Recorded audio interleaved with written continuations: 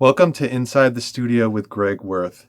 And in this episode, I'm going to show you guys how to use this amazing reverb plugin that Fractal Audio has created. It's called the FAS-FX Reverb. And if you guys have heard of Fractal Audio, you probably recognize them from making the Axe Effects rack units, which does amp modeling and amazing guitar effects. And, a lot of great people like Dweezil Zappa, Steve Vai, John Pertucci, Tosin Abasi. Those guys are out on the road touring with these things, and they're amazing units. I'm not a guitar player, so it was really great to get a taste of their effects in this format. So I just wanted to kind of give an example of different sounds that this has. There's amazing presets in here. They have all kinds of different rooms, chambers, studio, halls, plates, spring reverb, which I was excited for. I actually did a post a few weeks ago about King Tubby, who's this engineer that revolutionized dub for reggae music, which essentially has influenced music as we know it today. And one of his big signature sounds is using spring reverb. So it's always great when you can get a plug-in version that can give you a really great spring reverb sound, and this definitely captures that. So to start, I have a preset that I saved here for a drum room, and basically I'm putting it on the drums and just give an example of how to make a natural drum room sound to kind of add ambience and a little bit of width and depth to the track. So let me play a little clip of the drums without any effects on it, and then I'll unmute the reverb and you'll hear how it sounds with it.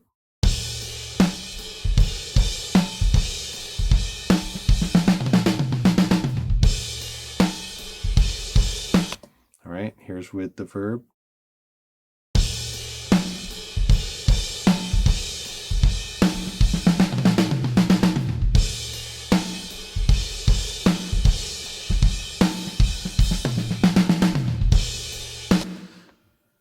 So, it gives a little bit of room feel because the room I recorded it in wasn't very big.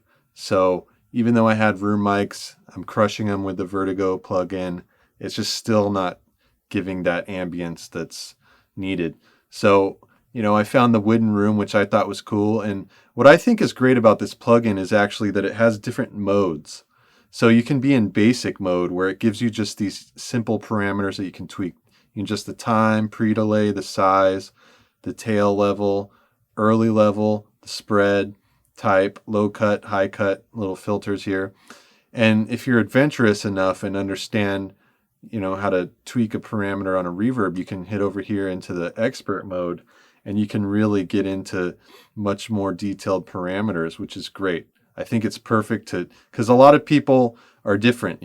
Some people just want 2 or 3 knobs and that's it. Other people want to get in and tweak. So this is definitely catering to it. And then you got another tab here for tone. And I did some filtering here and cut a little bit of the mids. But I mean, you can get pretty crazy here. It has frequency, gain, and Q. So you actually have 2 bands of fully parametric EQ, which I think is great. Not a lot of plug-in verbs or hardware verbs for that matter give you these kinds of features. And then you have dynamic section and modulation, so you can tweak it there and you can do some configurations and then you can store your presets. So there's that. And so there's the drums. Let's move on down here to the vocal. And if you remember, this song has quite a bit of distortion on the track. It's compressed, and it's like a vintage style track. And we had a simple approach and wanted to put some slap echo to make it kind of classic sounding. And so the slap echo, like a little trick that I like to do with Verb is I like to add echo or delay to a vocal track. And when I add Verb, I actually like to add it to the return of the delay. So that way the vocal is really dry and up front. It's separated, but then you can add your wet effects, and it gives a lot of space there. So just an example here is I'll play the vocal soloed out with, and you'll just hear the slap echo. Okay. Lord, what have I done? Should I stay or should I run? Okay, so that's great. But this is kind of a cool trick if you want to add a little more dimension and, you know, make the tail of the vocal extend a little more. You can add a little bit of reverb to the echo return here. So here, this one I've added a plate here. And so here it is with the plate added. Lord, what have I done? Should I stay or should I run? So that's kind of cool. I mean, there's still a lot of definition and clarity in the vocal, but there's a little space added because, you know, the reverb is being separated.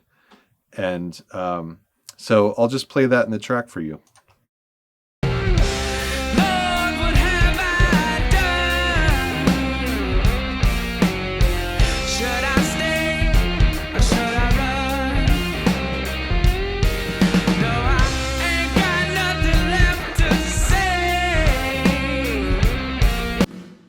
So I think that's cool. You know, I would obviously take it a little further and tweak it, but I think that's a great starting point. Okay, so that was the lead vocal. Now we can move on to the main guitar, the solo section, which is over here.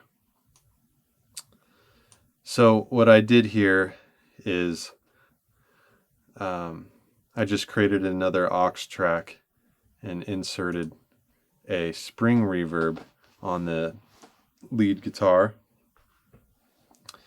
And so what I'll do is I'll play the guitar solo without the reverb first so you can hear what it sounds like.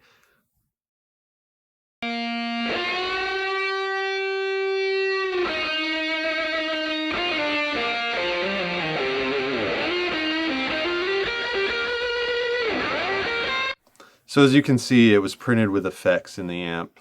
So it's got a little bit of echo and things like that. So I guess just adding the spring reverb will just, it's going to make it a little more sparkly, a little wider, you know, just add to the overall tone. So let's take a listen here.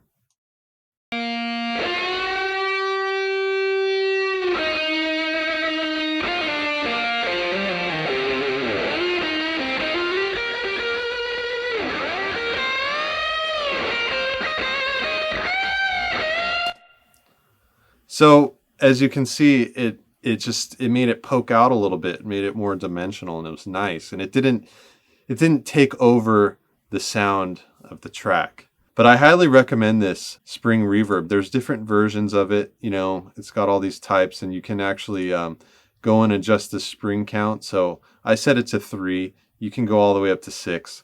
So let's hear this in the track.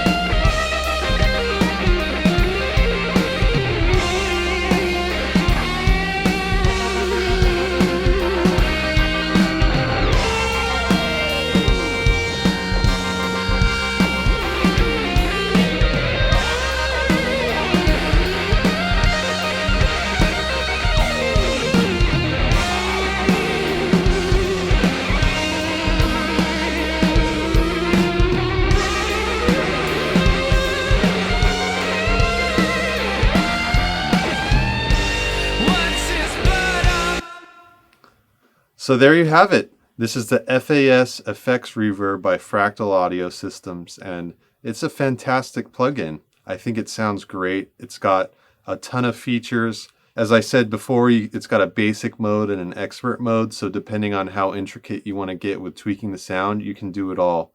So I highly recommend it.